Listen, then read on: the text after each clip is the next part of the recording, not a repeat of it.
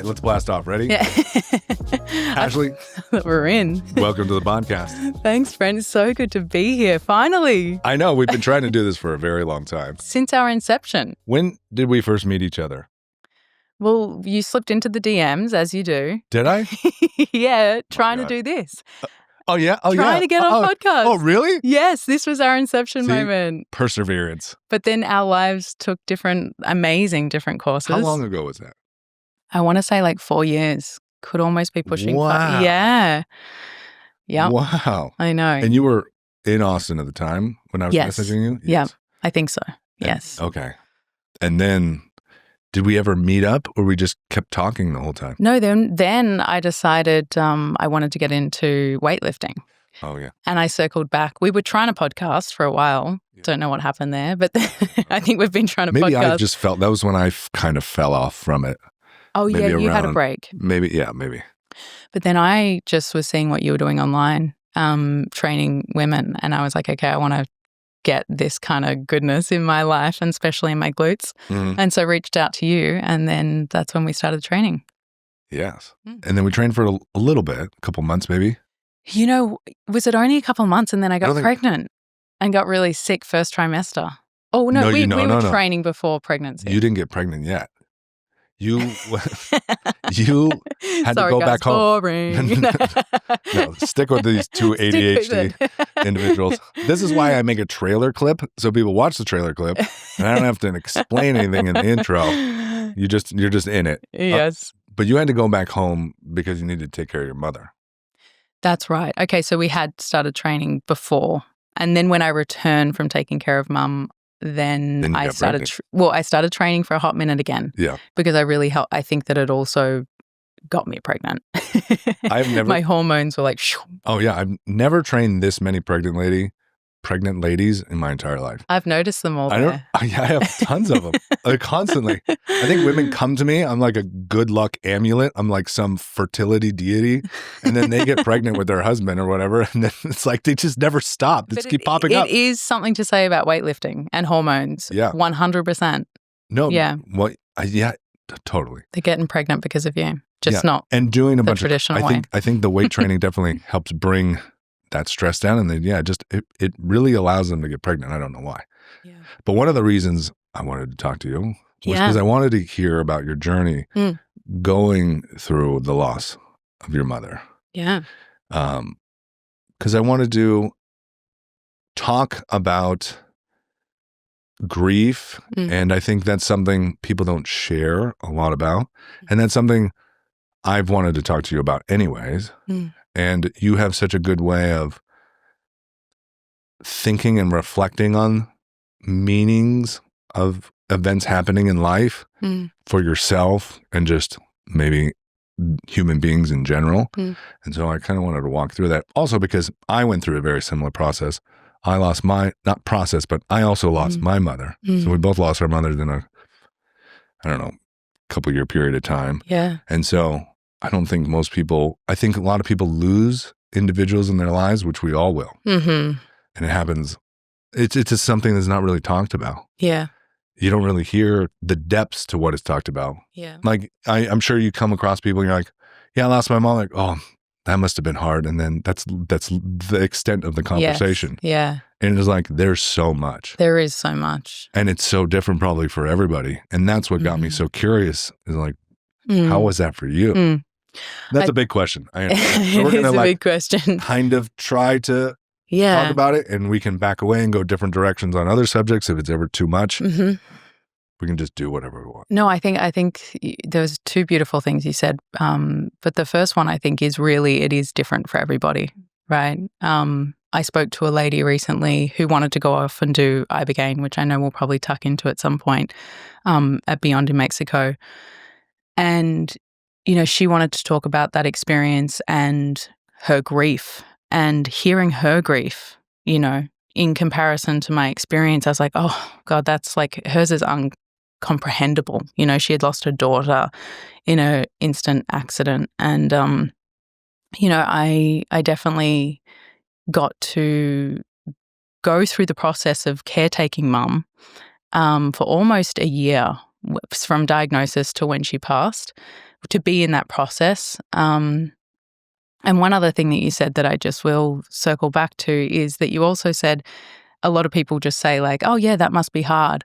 I think like it's a hard thing to be with, right? But within that year, I got to really be with it. Like and there's a blessing in that. Like there's a beauty in that. You get to see the beauty in the pain and in the loss and in the ugliness and the disintegration of a body. Like, it's profound. It is, and it's like, it's when the veil's thin for us, like spirit junkies, like it's a little bit like awesome, it's, They say that love and grief are when you are like you're most consciously aware, like, but they're very similar. Mm-hmm. Like when you're deeply first falling in love with somebody, everything looks magical. Yes. But also when someone's passing, you're in deep grief, like you're so aware of everything as well. Totally. But it's a different feeling, obviously. I hear you though. But it drops you into presence. Yes, it drops you into presence. That's exactly it.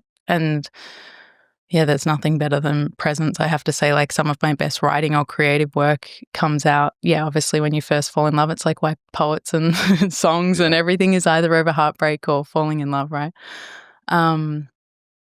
But yeah, do you want to guide me into any more questioning or like where do we want to kind of go into? I would also love to hear, and I should know as your friend, but when exactly did you lose your mum? And it was Alzheimer's, right? No, my mom passed from lung cancer. Oh, sorry, I didn't know that. Yeah, she was a smoker since she was 18. Mm-hmm. And it's not really a surprise. Honestly, like no one's really surprised, like me and my sister, which is awful to joke about, but I think you should also joke. Yeah, towards she got diagnosed 3 years ago. She passed maybe last year sometime, or maybe sometime in the summer, maybe 6 months ago, let's say. Oh, wow. 6-7 months ago. And she always had a really bad cough. But my mother, I'm going to try to keep this short. She was always, especially in the last 10, 15, maybe 20 years, she was done with life. She had already given up. The way she acted, she didn't really interact with the world. She kind of secluded herself. She had so much self-hate and pain. And I tell my sister, it's like, I think she was passed down a demon, or her parents both died around like a very quick timeline between each other, and she got breast cancer.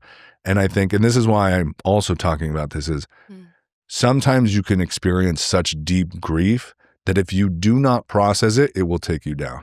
Yeah, 100%. And that's what you can see with a lot of people who end up addicted to things. Yes. Like a lot of people that are on the street, I feel so bad for them. I also feel so bad that it's like they are just using something that is a medicine that's temporarily helping them. Totally. But they are in so much pain, they can't figure a way out. Yeah. And that's why we eventually get to the Ibogaine, which is also what I want people to know about, is because we don't have tools to help people move through grief. Yeah. And it doesn't just go away. No. You cannot just bootstrap your way through grief, and you shouldn't. No. No. No, it needs to be felt. What do they say? You have to feel it to heal it. Like it has to be felt. It has to be processed. And even a part of that Ibogaine ceremony, which I flew straight to Mexico, like within 2 weeks of Mum's passing from Australia, on my way back home went to Mexico, back to Texas. And a huge part of it was because, well, look, I went in with all these intentions. Like I didn't want to karmically take on any more patterns. I knew I was ready for the next stage and phase of my life, which I wanted to become a mother. I wanted to be married. I wanted to start my own family. And yet so much was highlighted. Like you can imagine moving back into your childhood home. My sister came home with her children. Mum in her passing, like, you know, she was such a sunshine and so helpful and loving to everybody. But there was also a lot of unprocessed pain and generational stuff from her father, and losing her mother, right? So it's exactly what you're talking about. And I got to see through her disease, she died from ALS, motor neurons disease. And how does that progress? Well, everything starts to, you lose your motor skills. Mum had the upper body. I can't think of the exact name for it right now, but there's different types you can get. But for Mum, and that's what I was going to say, is like she lost the ability to use her hands and eventually to be able to express and speak, and then swallow, breathe, right? But it was really interesting to see who Mum was, which was always this helping, loving sunshine. Like I say, like she really helped everyone, but taking those away, what was interestingly left underneath there was, that was in a way a projection out into the world. Like, yes, I'm sure a lot of it was her natural essence, but so much of it was like, let me give everything to you so I feel worthy. Or, she couldn't quite receive support or love or trust that, right? And so much of it was like, let me just help everybody so they get to never feel what I experienced, for example. That's like touching on it very lightly. But with those inability to use her voice and to use her hands and not be able to walk, like she was sort of left in this unprocessed pain. And my experience at Ibogaine, sure, I was like, I wanted to see all my generational stuff. I was like, just give it to me. I don't want to like bring it on, take it on, And a side note, Ibogaine is an African root plant, and they really do speak to it as being a beautiful medicine to look at generational patterns. So that's why that was a particular medicine that like was attractive to me at the time. But one of my main experiences in the ceremony was actually processing Mum's fear and her pain. When we're talking about it from this generational aspect or from this grief and pain aspect, right? Like it wasn't even just mine that I was like grieving and in the pain of losing her. I actually got to have this experience in the bed of thinking that I was actually dying. And so much fear. Like Ibogaine works on your heartbeat, so you're monitored and there's like a nurse in the room. And I had this whole experience that actually didn't happen I thought the doctor had to come in. I thought they were worried that I was going to my heart was fucking up and that I was going to die. I found out later this actually didn't happen. This was my experience in there, right? But I essentially was Mum on her bed, unable to move. And there was a lot. And I'm sure if anyone listening has caretaken anybody, sometimes it's not, you want to be fucking kumbaya, so loving, like you want to be kind and say all the right things and be there no matter what, but it's so hard. I remember yelling at Mum being like, I can't give you anything more. I'm fucking stretched. Like, stop asking me for shit. And she's like, literally, like, you're going to regret that when I'm dead, it's ugly. It can be hard, But this experience with Ibogaine, it gave me so much compassion. I literally got to, because she was in this fear. It was so frightening. She didn't want to go, and so hard to receive and get everybody to do everything for you. And it was just really hard for her. So ultimately, the two-part prong to that is that I got to literally be Mum and experience so much fucking compassion for, wow, I didn't get it, even though I thought I got it. I didn't get it. I was like, Mum, you can let go. You can enter the threshold consciously. It was she just didn't want to and couldn't, even though she was a very spirited and connected person. There was so much fear of the human animal of just not wanting to face death. And I got to experience that facing my own through ceremony. And ultimately, upon reflection, and if we go into how Ibogaine works, but you get this time frame after where you get to really integrate your most intense part of the ceremony. But I really got to understand, wow, that wasn't just my fear around death. I literally got to process, it felt so huge, some of the fear that she ultimately couldn't process before she passed as well. So it felt like, generational healing and something that I won't take on and pass on. Do you feel like you still feel that? Which part? You process it and it is gone. The fear? You've processed it. Yeah, and that's the thing, and that's where I almost process it and it's come back. Some people have experiences wow, and then years later it's I kind of feel back to where I was before. Do you feel like a permanent shift? I guess that's a better word. It's a really good question because like even with Ibogaine, it stays in your system, as we know, for a lot longer. So it gives you time to really integrate like these new pathways within your system that really do create change. So when it comes to like craving coffee or wine, or like I wasn't there for addiction, but I felt like I didn't want anything. I didn't need anything for a really long time, and that stayed. Is that when you gave up coffee? Yes, it was when I gave up coffee. And you're still not really drinking it, right? I started only dabbling a couple of devil's brew, like couple of weeks ago. Yeah. But it's just fun for me now. Like we were talking about, like it's honestly, I think it's so fun. Plant to cycle. Yes. So like if you cycled it, there's a nice reset. Yes. It's when you chronically use it, that's when you get problems, I think. 100%. When you can cycle it, then it's like, it's the plant. It's like any plant. It's like if you eat 20 cucumbers a day, there's going to be problems eventually. Yeah, exactly. Right? You can't have too much of a good thing. Yeah. Yeah. With something I noticed, which was, so now my dad has Alzheimer's and he's kind of moving slowly into also declining more, like still thinks he's in Seattle, still thinks my mom's alive. And he's not yet into the place where he's not talking or completely, he's still kind of around, but not around.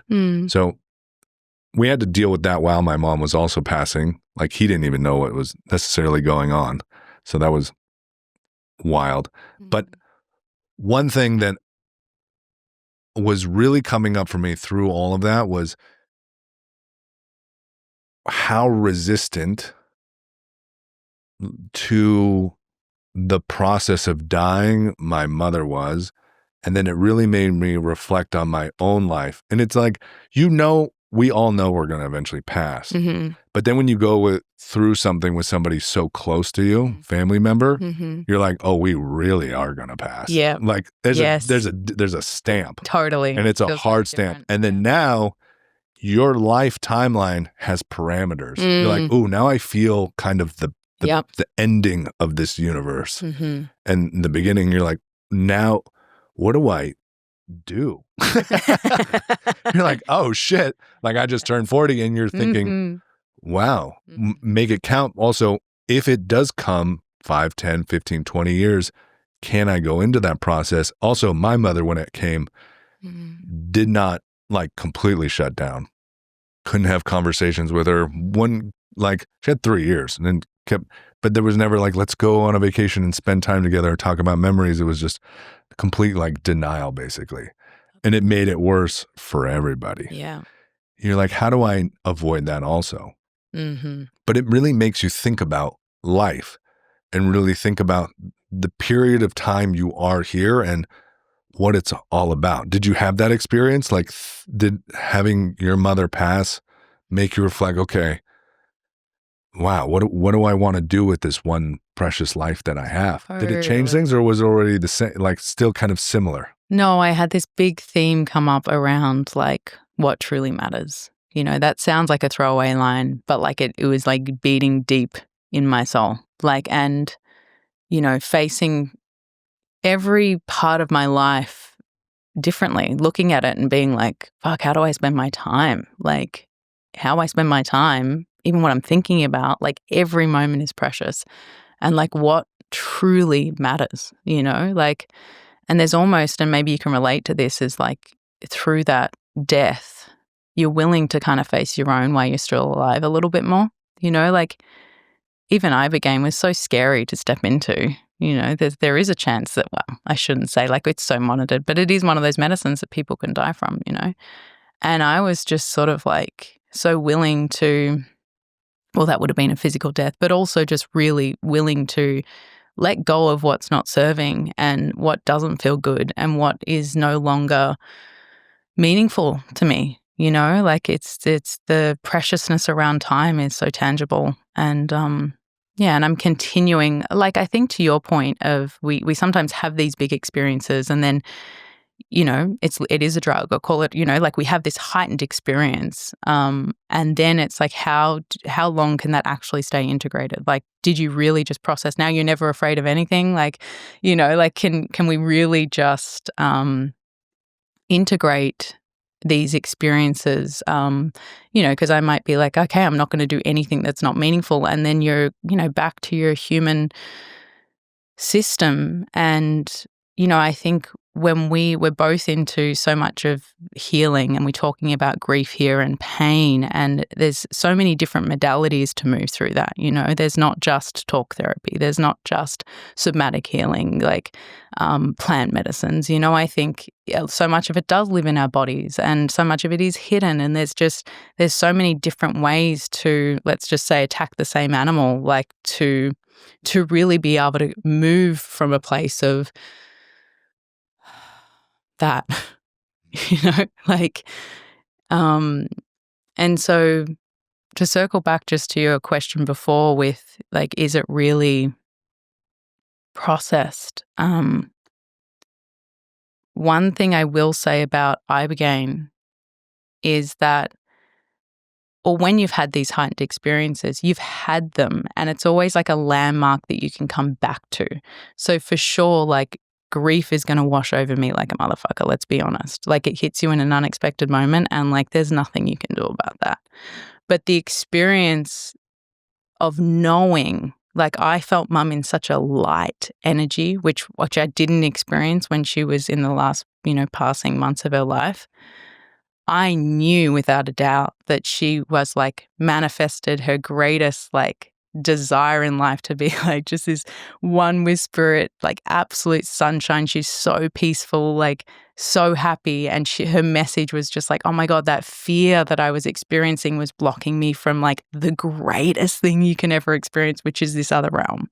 Like, Ash, don't be afraid of anything. Like, on the edge of that, you're going to, like, everything, when you push through that fear, it's like your greatest experiences, And so I can always refer back to, my experience of grief. I think if I didn't go to Ibogaine, would have been a lot of regret, would have guilt around how I showed up, even though I showed up to the best of my ability. It was like very human sometimes, it would have different tinges, right? But my grief is just like a deep missing of my mother in the physical form, yet I feel closer to her than ever. And like I got to have that experience of connection to her through that ceremony. So that it's like always having that reference point to come back to, like, and a similar experience with my partner, and I'm so glad I had this one, because normally I want to, like, I want to get out of here. This is fucking hard, like, are you sure? Like, are you sure, God? Like, this is reflective. This is my work. I need to just like, turn this around and put this on me and do the deeper work. Like, yes, because I really got to see in ceremony, which was one of my intentions and my asking, like, is this person who I'm meant to spend my life with? Like, is this where my best work is, like, especially if I imagine you're similar to me, where in your mind, and you can tell me if I'm wrong, there's so many possibilities and there's so many adventures to have. And because of that, you're always like, is that the right one? Totally. Is this the right? Not that there's nothing wrong. Yes. Just what adventure do I want to have? And I have this limited amount of time. Should I be in Southeast Asia living with a circus? I don't know. Like, and you're constantly like wanting to start to new projects. Totally. Right? Yeah. And I have this like deep belief that we're here to live our purpose, right? And I wish I kind of didn't have this belief sometimes, because it like literally fucking like grinds me, right? It's because I want to live from my most pure, authentic self. Like, it's literally why I want a clean diet or why I want to move my body. So I'm not moving from like lethargic, some energy stuck in my body or like a sugar high, but authentically moving from this intuitive, like grounded, heart-centered space, because I believe that is when we're going to be in the right place at the right time, doing the right thing, and essentially on our dharmic path of like purpose and how we're meant to show up and when we're meant to be in the world, right? So I think like for truth seekers, quote unquote, like, it's the wisdom to know the difference. And if we can access like something like plant medicine to really get that higher wisdom, and of course meditation, breath work, fucking cacao ceremonies, they all can get you there, right? And I really feel that now, especially now, I've had bigger reference points that you can work in more of a subtle way and still come back to center and home quite easily and without much extreme experiences. But really, like, I live for that shit. I just want to be in the essence of pure like inspiration, like that we want to move from there, you know? So knowing what's really true for us matters. It's one of my what matters. That matters. Yeah. How did you come across Ibogaine? Like, how did you decide where you went? How did you learn about Ibogaine? Interesting enough, and bless her heart, I've had a lot of death in my life the last 2 years. So my girlfriend Flor, who just passed a couple of months ago, she had gone off and done Ibogaine, and she was a medicine woman. She was building an incredible business called Nana, helping the medical system dose medicine correctly. Like now we're obviously doing a bunch of ketamine and these or more sacred plants in medical settings. And so she's building a company. I feel like I want to like speak to her because I'm just honoring her, and I just yeah.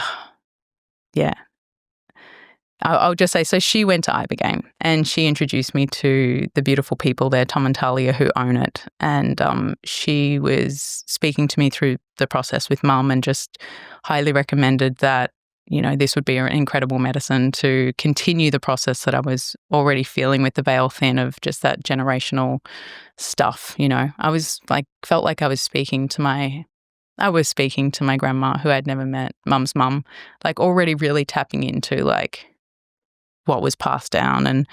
And she just said this would be, you know, such an incredible medicine to really not like full circle, not complete because we're never complete, but to really hone home like, yeah, let's say the completion of like the time with Mum, earth side, and also this huge process of just the year of caretaking and everything and not taking on that generational stuff. Would you say that Ibogaine is much different than something like ayahuasca? Yes. Yeah. And why? Like, what is different? I think like, how would you explain it just like in a short, like, this is a little more this and this is a little more that? Okay, I have to preference it again, though, that everybody's experience is really different. Totally. But yeah, there are certain pathways that they do work on a little bit different, I think. Yes, definitely. Right. And so quick notes, I would just say ayahuasca's psychedelic, super trippy. You're seeing serpents and fires, and it's a lot more to try and make sense of after. I think like you can be processing a ayahuasca journey for a year, I find. Totally. Ibogaine's super clear. It's like you're awake in a dream. And you can have like a very intense first 4 to 6 hour journey, but then you're in there for 12. So the other 6 to 8 hours, you're, I hope that math was right. You're there, and it's almost like I mentioned before, it's so clarifying. Like you literally feel like your brain is just being rewired for like the way you viewed something, and then like the higher perspective, just like atoning like everything you've ever thought. And then it's just like, oh, but this is actually the truth. It's so clear. Like it's beautiful in its clarity. Very contemplative. Definitely feeling?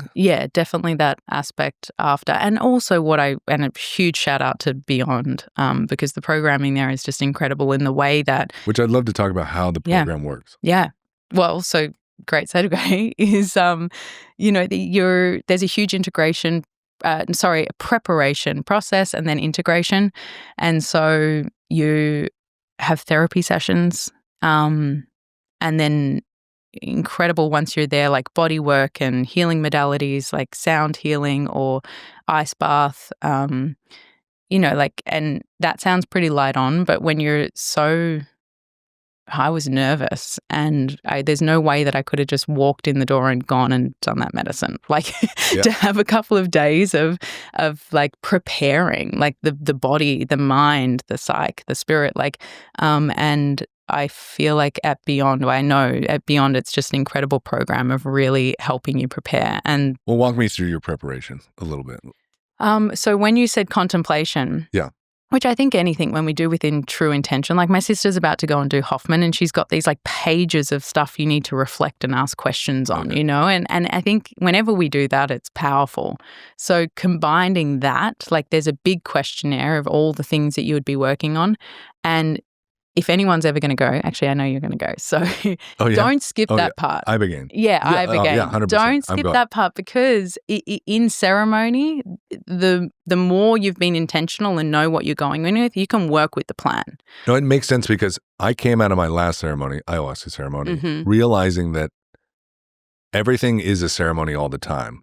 Yes. And that you're basically already in it now. Mm-hmm. You just don't realize it. And the more you can be, like you're saying, you want to be the fullest, clearest expression of yourself. If you can prepare, there's no perfect, but if you can prepare for that and then blast off, you can work in that realm or with the medicine or however it works, so much more intentional and clear. Yes. Versus if you're not, you got a lot of funky monkey stuff, gunk you're working through. Yeah. And that's where a lot of turbulence can come for people. We're like, this is super rough, but it's like, well, you just haven't been meditating. Yeah. You haven't been sleeping. You're exhausted. So you're experiencing all the dysregulation and all the different parts of you. And by the end, maybe the end of the ceremonies, you finally get a little better where now you're actually ready. Yeah. Right? Yeah, totally. You're like, okay, now I'm ready. Yes. That was so rough. Yeah. But sometimes people need that because they're so asleep or they don't know. They need a little pow. Totally. Right? Totally. But after I came out of it, I'm like, oh, now I understand the preparation is everything. It's really important. And it important. Never ends, but it's very important going into it. Yes, it really is. And I will say that like you're never going to be super, super clear. Like a big thing about Ibogaine was like, show me, right? Like show me this area because I don't feel clear here, you know, like, and it helps like being intentional with what you want to know, like with your blind spots, you know, but then, of course, the more clear, and that's something about Ibogaine too, I do think it reflects your state of consciousness. So where you're vibrating from, you can have a really rough journey, but it's going to meet you where you're at, right? And I honestly, and that's why I say everybody's experience is really different because I almost felt, I don't know, was it not guilty, but just like, oh God, I can't tell anyone this because, of course, I had that experience of processing mum's fear, but ultimately it was like, almost orgasmic the whole time. Wow. It was the most euphoric, beautiful experience. Like I couldn't believe it. It was very body, like energy running. Like I felt like my whole system was being healed and my brain was being rewired. And like, honestly, I felt like an avatar. It was really beautiful in the way. Yeah. Did I get sidetracked? I can't remember. Yeah. Oh, but beyond integration, preparation. Yeah. So that's a really important part, I think, of just really asking yourself what you're going in there for. And the question is always brilliant in the way that helps you work through those things. And then you have a therapist, your own like assigned therapist to help you talk about your stuff, work through it, get more clear. And then that same therapist is going to help you integrate your ceremony and make sense of what you couldn't. And then essentially continue to help you even when you're back home via Zoom, to make sure that like when you're back at home, you're being able to integrate and carry on what you learnt. That's so important. The piece that you have a therapist with you to be able to, I couldn't imagine being in a ceremony and actually get like you're sitting one-on-one, or is it group or? I had a girl in the bed next to me. Yeah. And you just get to speak to her while you're. No, you can't speak. You're pretty, No, but are you talking about? After the. Oh, the therapist? Yeah, the therapist. Oh, sorry. So you're not really talking during the ceremony? I know, but after the ceremony. Oh, yeah. You get to process with the therapist. Oh, yes. Right? Yeah. Sorry. Is it one-on-one or is it group? No, both at Ibogaine. I mean, at Beyond, there was really beautiful group things that you had to do and I kind of resisted, but then they were great, you know. But then, yeah. Which is where I feel like a lot of healing takes place. In group. In group and the actual going through it. What do you mean? Like talking about it with somebody. Oh, yeah. Thinking about it. Experience. Even just having someone sit there and maybe you speaking about it and talking about it and processing it. Yeah. Because just to go through it in your head is one thing, but you have to really work through it. Because I imagine you're came so through a lot of epiphanies while speaking. You're like, whoa. Yes. Yeah, you're right. And you're the medicine's in you for a long time, like I said. So especially when you're still there a couple of days later, everyone who's already gone through the ceremony, like that's part of the best bit is like everyone going there, having that experience. And someone might share something about theirs and it will trigger something from yours and vice versa. And yeah, it's which I love. That's one of my favorite parts about going to ceremonies is you get to see people that you're like, wow, we're all in this shit. Yes. It's like you see every background, yes, every age, yep, I remember there was like a little 20-year-old girl. I'm like, dude, if she can fucking handle send it with this huge dark ayahuasca, totally, like I can do it. Yep. Be brave here. 100%. Right? I'll get back, Brent. But also just, you're like, wow, we're all like, there's Yes. so many, like, especially as you hear people share stories, we are all going through shit. Totally. We're all going through so much shit. We really are. We really are. And then you feel so connected and you're like, wow, okay. Totally. And more compassion for everybody and yourself. There's one really beautiful thing, and I don't know if you found this with your ceremonies, but there's like no coincidence of who shows up. You know, like I remember in Aya, like sitting in teepee, and at the beginning when you haven't taken medicine, you're just thinking, oh, a bunch of randoms. I'll use the kumbayazi. A bunch of kumbayazis here, just, you know. Yeah. But then in ceremony, everyone has played a really incredible role. You know, there's something that they're doing, how they're purging. Cast. They are. They're the casted the whole thing perfectly. 100%, like live, right? And same in Ibogaine. Like the people that I met there was no coincidence. Like even the girl I was in ceremony with, we both got headsets on and eye masks. But when we were digesting our ceremonies together later, there was so much parallel interwoven experience. And we both had very high experiences, which was really rare for, like, it wasn't what was the theme of a lot of people going through there.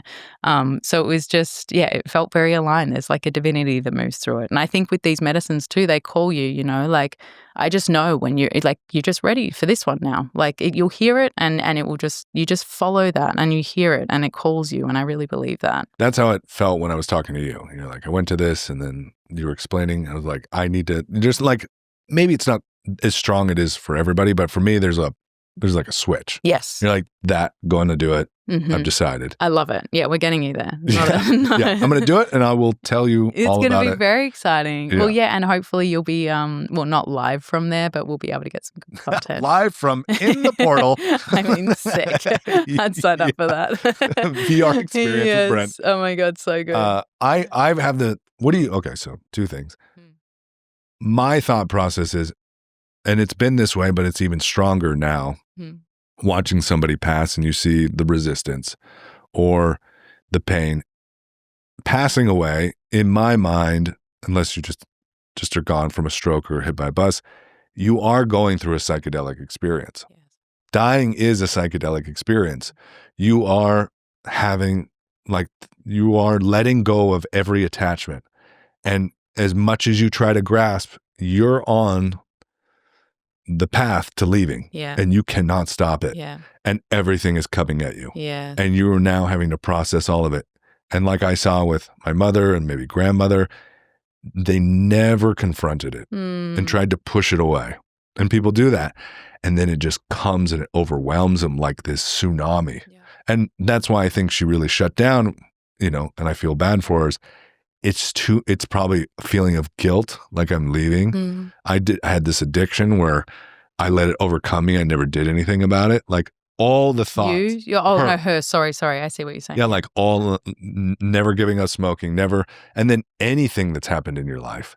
Just like I'm leaving behind in this. And then my dad has Alzheimer's. She's like, now my kids are going to have to take care of, and then just overwhelming. So, you know, I'm always of the belief, the more you can die before you die, totally, the better. The practicing of that. And what do you say to somebody who they hear this and they're like, I feel like I need this, but I'm scared. I'm scared that it's going to be too much. I'm scared that it's going to be overwhelming. What do you say to that person that they feel called, they feel like they may need this, but they're just afraid to take that step? You mean the medicine? Mm-hmm. To go get this healing. Yeah. Whether it's Ibogaine or it's going on a Wim Hof retreat. Yes. They're afraid to uncover, to sit with themselves, or do whatever it is that takes the magnifying glass and turns it back to them. Yeah. It's a good question. Well, just to reference my mum from before though, like the thing you're most afraid of, like on the other side of that is our ultimate ecstasy and freedom. Right? Like, because when we live aligned to our heart's truth, when we're really following that, we know the feeling, right? It's just like things feel good. Like, you know, there's, so following fear is kind of like, and not in a reckless way, but we're not saying go buy a motorcycle. It's a good indicator of like our growth point, right? It's something that is scaring us a lot. And I'm always shit scared before I go into doing any of these things. I want to pull out last minute, like 100%, but I know it's the ego death, right? And the ego is the thing that's left in that, like you said, that psychedelic experience before we're facing our own physical death. It's that ego death. And what would I say to... And the thing is, you don't have to get this right. No. It doesn't need to be said in a way that's it's just if someone came to you, I think one thing I will reference, because we're talking about plant medicine, and one of my most powerful ayahuasca experiences, and as you know, in circle, you set your intention out loud before you sit, and you say it out loud, and mine was to die before I die. I wanted to know what that experience was. I wanted to show me what it is to die before I go. And it essentially took me back through all of these aspects in my life, starting from when I was a baby, and I don't remember anything, like being in the cot and just like I'm crying out and my mum goes to pick up my sister first. And this first bit of angst that I'd experienced of like pain or jealousy or upset, abandonment. And I, in ceremony, was experiencing that again. It was like this visceral feeling of like the pain that I felt then as a child. And essentially the plant wouldn't let me move on until I felt it and then could let go. I like had to be able to see it or hold it in a bigger space of compassion, of maybe grown up Ash, or just a bigger place of perceiving. And I was able to like essentially let go of it, right? And then it kept taking me through all these different aspects of my life when I'd felt that angst, that fear, the abandonment, the pain, the grief, the jealousy, these experiences. And I won't bore you with the whole ceremony, but it took me, at the time, I was sitting next to my husband, and it took me through the experience of his death and really intense. And I was absolutely bawling my eyes out, and I was like, I can't let go of this one. Like, I cannot. But I will also say, every time I let go up until that point, I experienced more bliss. Then I was feeling euphoric. I was feeling lighter. I was feeling bigger. So I once I kind of got the gist of, okay, this is what's happening here, I have to go through and process and feel and let go of all of this stuff and all of these moments that have lived in me.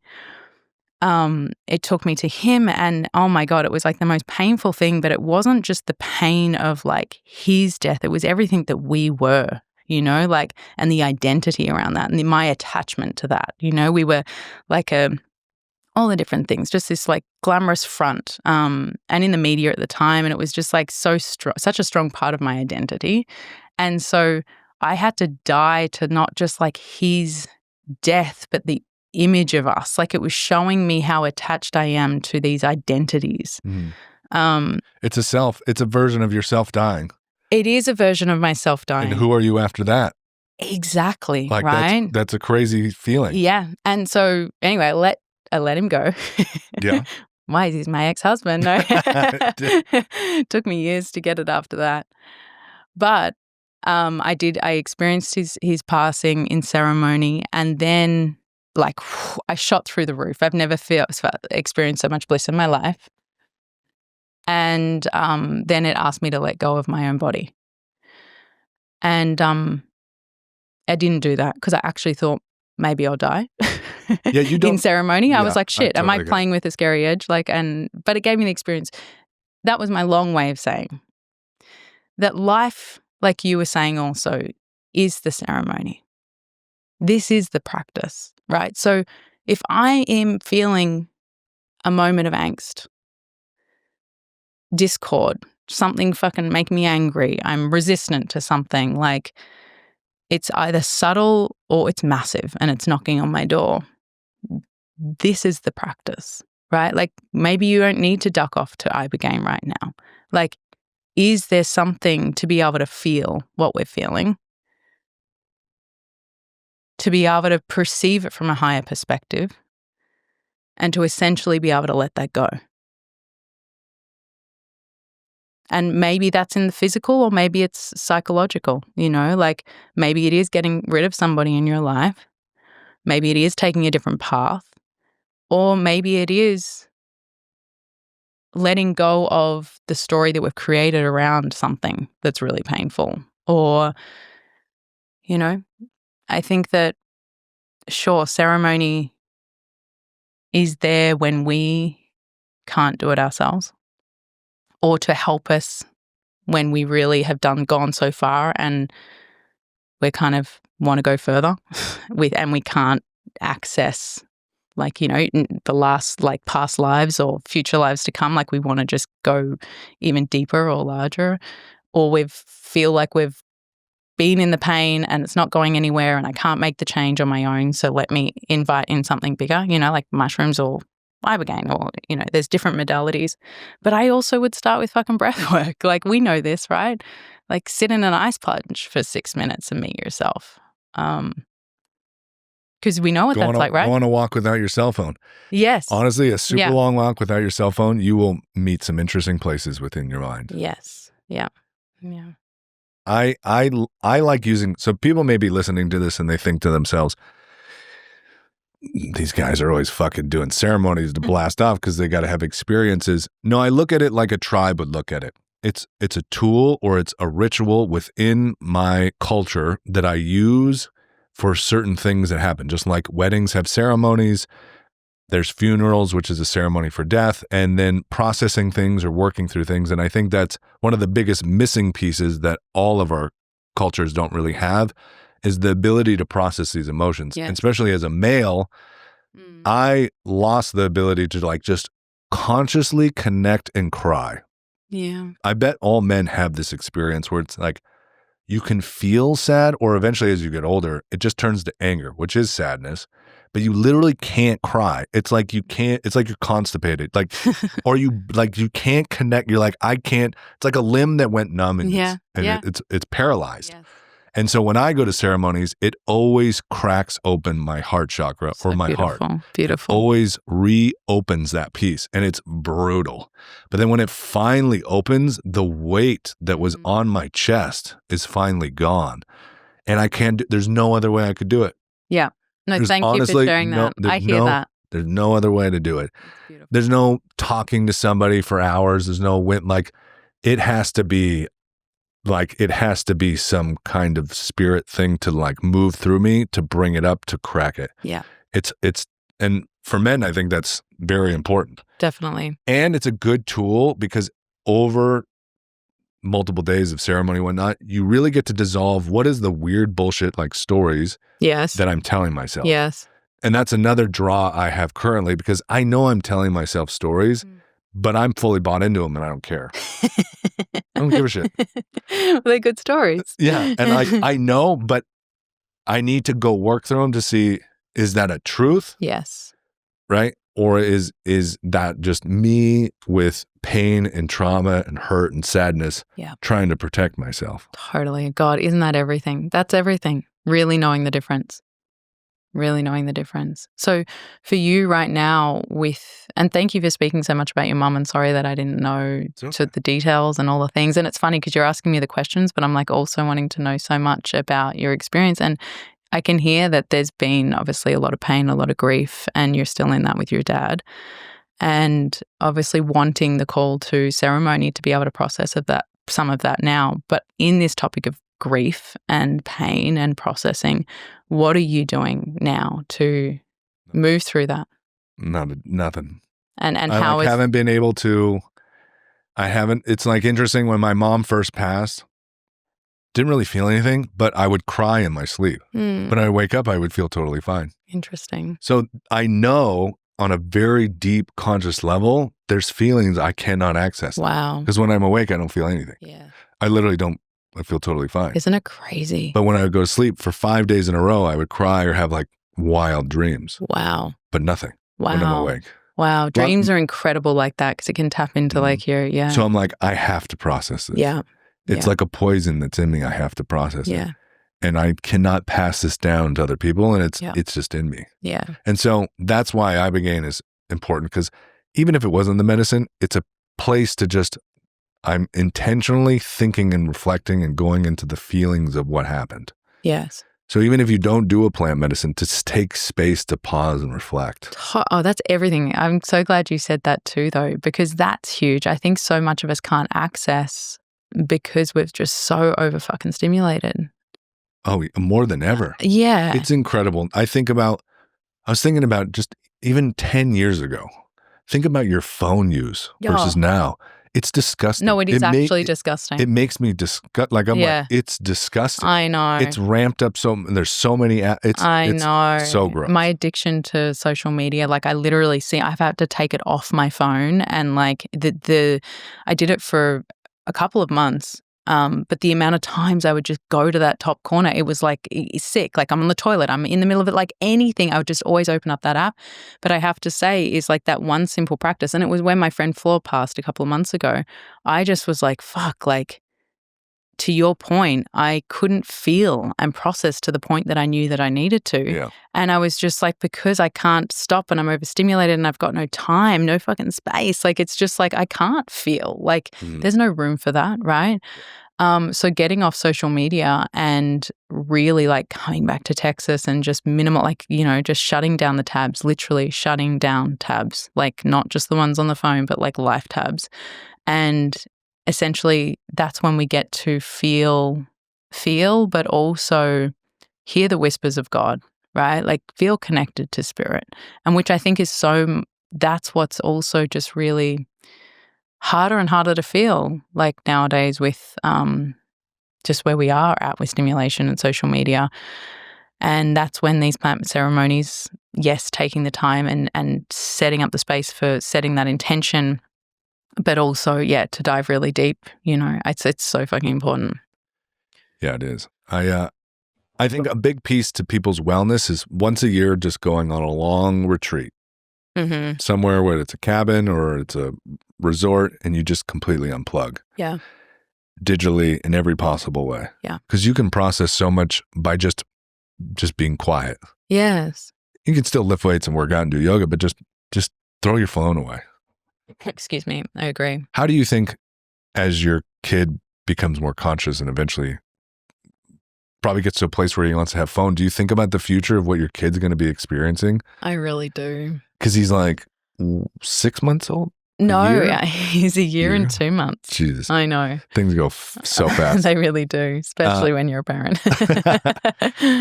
Yeah, like when he's 5, who knows where technology is? And then 10 when I imagine when you're starting to get around 12, they're probably wanting to really use phones, or maybe 5. I don't know. I have no idea. It's definitely exaggerating this whole thing for me. Like, and I have to say, there's so much I don't know, and I have to learn it as I go. But I'm definitely more invested in like, hang on, like when do people give kids tech these days, and like phones and even screen time? Like, I'm committed to not giving him any screen time for at least the first couple of years of his life.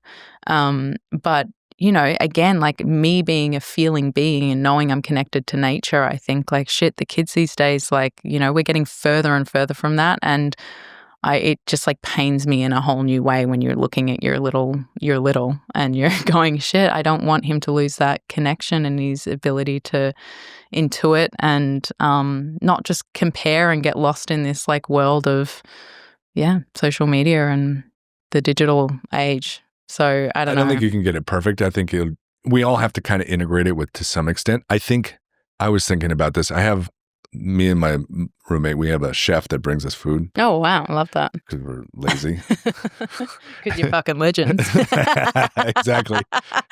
And she and her wife and her kids, she's just taking a 6-month break. They're just getting in their van and they're going to all the national parks. I love that. So I think little stints like that is brilliant. Yes. Because definitely. They'll never forget that. Ever forget that. Yeah. And I imagine once you're out there for a little bit, they'll forget about the phones.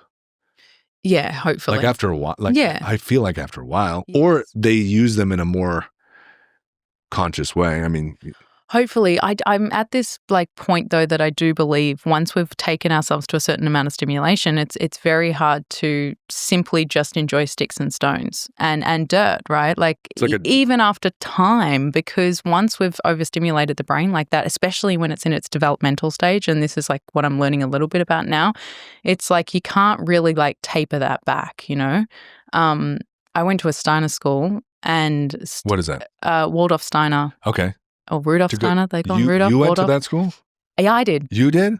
Yeah, my mum was a teacher there too. Oh, man. That's why you're so cool. Oh, thanks. I'm so jealous of parents that take their kids to cool schools because regular school is fucking prison. Regular school is like prison. public. Yeah, got it. Public school is absolute garbage. It's in. I mean, you've never been. I didn't go, so I don't know. It's insane. Yeah. It's so ridiculous. Yeah. You learn such goofy stuff, and then you guys play in the woods and bake cookies. And there's a lot of nature involved. Right? But what I was going to say is that Steiner believes, you know, for the first, like he allows the children, or Steiner allows the children to be children for as long as possible. And so, like, for example, once you've learned how to read, you can't read. You can't not know how to read. Yeah.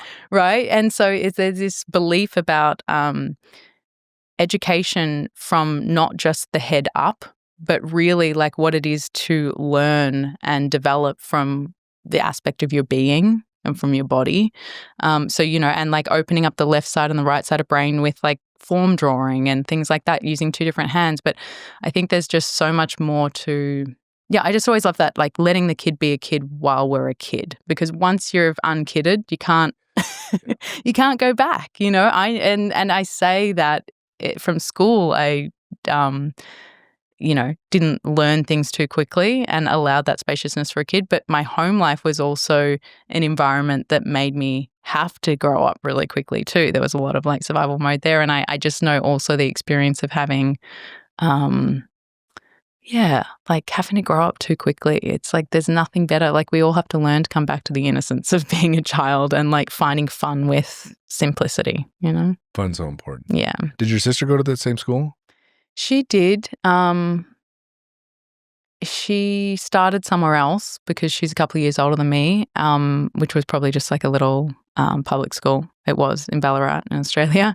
And then she also started modelling really early at 14. So she went to like this, I can't remember what it was called, but like community school after, because she was a very naughty girl and she was kind of rebellious and not really into the kumbayazis of Steiner. At some point she left. Yeah. All right. We could talk a lot more, but before we go.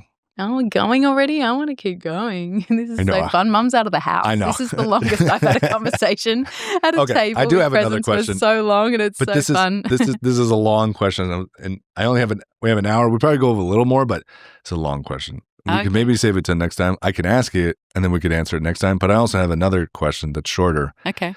So 2 questions. First question is, what do you think happens when we die?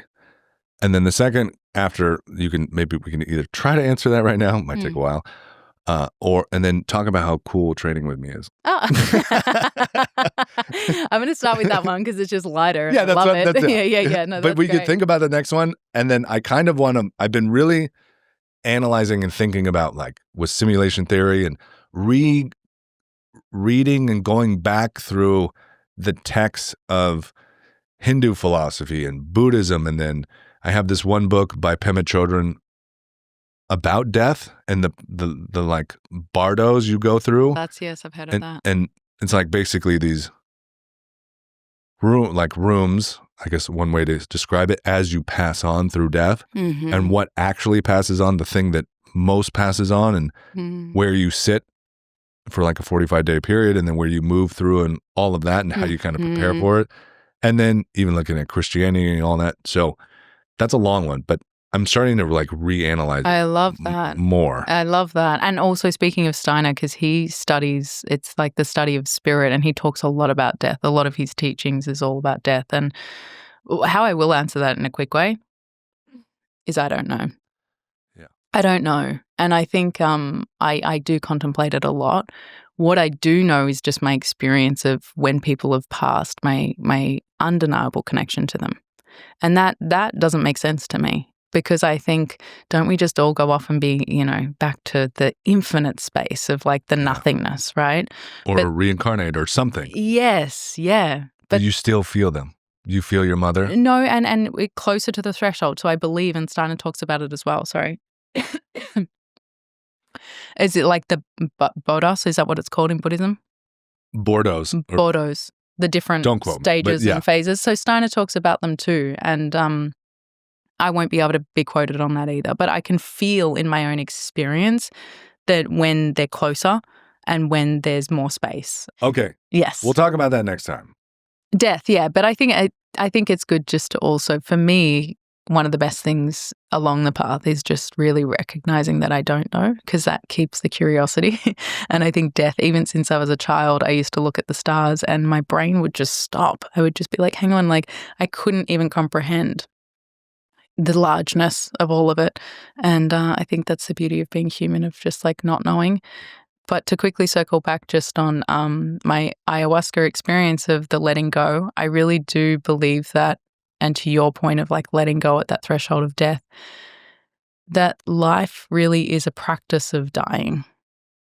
And the dying, I don't know what exactly happens after, but I know it's in a massive letting go consciously of these contractions. And every time we experience them, we can practice the letting go and expanding back into more of ourselves, of the oneness that I really believe that we all are. And we do go back to the one. I know that for sure. Like I know in my experience of oneness in ceremony or in pure presence, like that's the essence of life. Like I have the felt experience. And when I say the essence of life, also the other side, like back to that pure, not embodied, not identified state that is there when we continue to let go of the identity, all these stories, all these contractions and these beliefs of what we think we are, But yeah, we could definitely dive into that, but we will another time. And something to think about is why? Why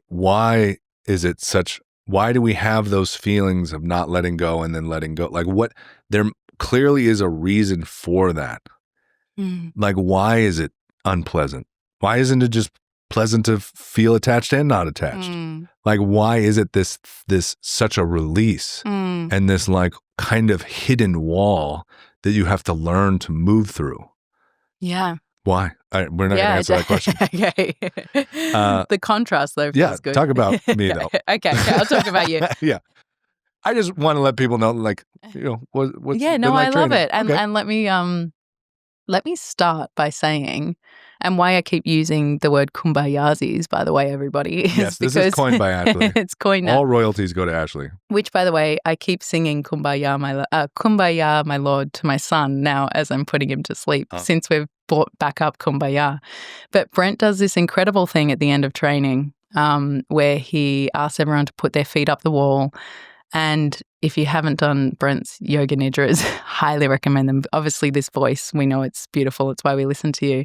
But listening to it in a state of guiding you into presence and breath is very powerful. And what I love about your ability to train is not just obviously throwing a bunch of weight around and doing that correctly with alignment, but is actually watching you manage training sometimes up to 10 people. Like it's got busy lately, right? But your ability to work 100% with that individual, with where they're at, what body part and what weight they need, all simultaneously doing different things, people doing different things in the room. Like for me, I just witness you in a state of expanded consciousness. And it's felt. Like I get this felt sense of being in your aura and being in your space in the way you conduct a room. So for me, it's not just, like I said, like doing weights, which has definitely changed my body and my hormones and my feelings and just like life in general. But it's different with you. I think you come at it from a really beautiful, just who you are, which is this expanded ability to manage a lot all at once and meet everyone where they're at, not just physically. And then at the end to really, have that moment of pause, which none of us do. And I maybe some of the girls at the gym will listen to this, but, you know, I look to a lot of the girls sometimes and I just, maybe I won't say that. But what I will say is that I think pulling people into presence when we resist it, the simple thing of just feet up the wall, let's take a couple of breaths and connect to your body and integrate what you've just done, life-changing. So you're brilliant, and I love you and I see you, and thank you for finally having this conversation. Wow. I really appreciate your words. And that kind of reminds me of something. That's also why I do this is I do it all. I'm a flow state junkie. I love the feeling. Yes. I don't know if you felt this while we're talking. Mm-hmm. This intense feeling of energy. You're in this present flow state. You feel really, I don't know, embodied energy. I don't know what it is. Alive. I chase that. I love that. Yeah. I love that. And you wouldn't let me prepare, which is part of it, right? And it's taken me a long way because to I get don't know. Here too. Yeah, because you want to open it up to something larger, and it's everything we're talking about, right? But letting you be the vessel. Like, I don't know, but let's see what comes through. And it's beautiful. And to live like that, I believe you have to be able to be with fear, because to open yourself up like that, it can be nerve-wracking, right? And our capacity to be able to feel and hold the human Brent that might be nervous or insecure about this, or thinking about this has got to be da-da-da-da-da. There's like so many aspects that we need to hold, but to be able to hold that and then allow ourselves to just be that vessel, it takes, like, again, an expanded awareness and ability to hold and be conscious. So that's just kudos to you. Well said. Mm-hmm. This was so fun. Shout out your projects you got going on. Oh, where do thanks people for find asking. you? I and love some of the fun things. She is an amazing model, incredible at fashion. Once was. No, I'm a mama bear, let's be honest.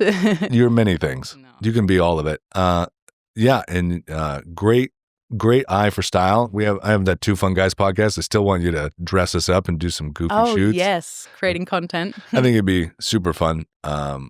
You know, as your little one gets a little more independent, we can do more fun, creative things. That's the other cool part about being in Austin, is doing creative shit with people, right? Oh, so good. And that's what I look forward to with you, because you are super creative. Oh, I love it. It's like Anna, who is our mutual best friend now. Like, we've just been collaborating on all our fashion stuff. It's the best. Oh, it's so good. And I was doing a photo shoot yesterday, like getting people for hair and makeup, photography, studio, like getting creatives together. It just, nothing feels better. And it's everything we're talking about. It's because people are letting something else move through them, creation, right? And then collaborating, like bringing art on art. And it just it's so fun. Shout yourself out. Yeah, so one quick shout out, and it's a new project. I haven't actually launched it, so this is beautiful that I get to speak about it. It's called Golden Possessions, and I am starting literally with what's in front of me as a new mum, which is my own eclectic, really beautiful wardrobe. Yeah. And I've been uploading everything onto a website. Thank the Lord for ChatGPT, because I can actually be a tech nerd at building a website. Like, that was not in my genre. What's that word? My forte capacity. Yeah. Toolbox. But yeah, it's been really fun, and I'm shooting. I love styling. Everything I think that we've been talking about, I've yearned for that purpose, and being a mother definitely has allowed me to feel like my most meaningful role. And it's made me realize that I don't have to necessarily teach spirituality, which I thought that I had to be the most purposeful, meaningful, expression of myself.